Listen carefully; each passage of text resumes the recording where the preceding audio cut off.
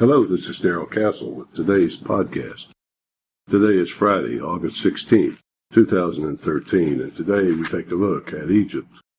And we ask ourselves, what is going on in Egypt with all this violence? What, if anything, should the U.S. do in Egypt? What should we do about this violence? In the early days of the Arab Spring, the U.S. chose to abandon its longtime ally, Hosni Mubarak, in favor of the Muslim Brotherhood's Mohammed Morsi and some form of democracy that Morsi promised to bring to Egypt. Who is our enemy, we ask? Who are we fighting across the Middle East, across East Asia and North Africa? Isn't it radical Islam or jihadism, as some would say?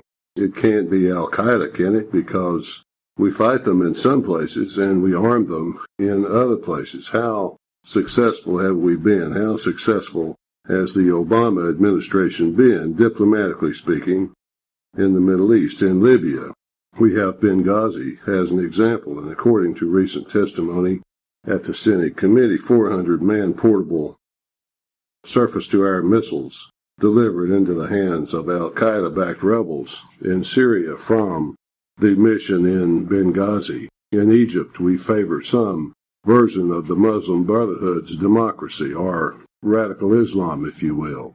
We fight it in one place, we favor it in another place. Every place we seem to send mixed messages. We condemn the violence, now over 600 people dead in Egypt as I speak. We condemn the violence. John Kerry calls it deplorable. President Obama says it won't solve anything. The politicians line up to condemn it. They seem to want to distance themselves from the Egyptian military and support the Brotherhood, but they can't. They can't do that. They can't condemn Morsi's ouster as a coup because that would cut off $1.5 billion in U.S. aid to Egypt. And without that aid, we might lose our, quote, influence in Egypt, a very important country to the U.S. and to Israel. So President Obama officially rebukes Egypt's ruling military junta in his speech and in his announcement that he had canceled a military exercise with Egypt. Officially, he rebukes them, but Obama was very cautious in his rebuke and seemed to downplay the violence. The president left for a golfing vacation on Martha's Vineyard to further emphasize his lack of concern for what is happening in Egypt. He said America cannot determine the future of Egypt. He said that, didn't he? America cannot determine the future of Egypt, but he continues to send aid. Now both sides hate us. Both sides hate us.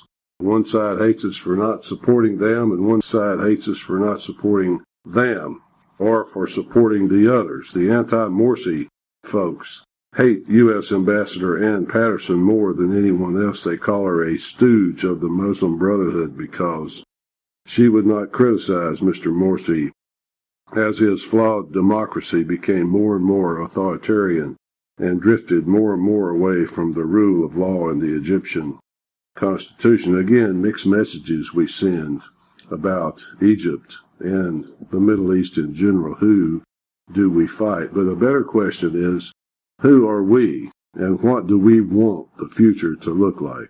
Wouldn't the policy of no foreign aid answer some of these moral questions? Wouldn't it help determine what we can do and what we can't do, whoever was in power in one place or another? No foreign aid, that's my view anyway. But this view of who do we fight, it's a good one. And why are we fighting? And should mind our own business be a better policy? Anyway, that's the way I see it, folks. Friday, August 16, 2013. Until next time, this is Darrell Castle. Thanks for listening.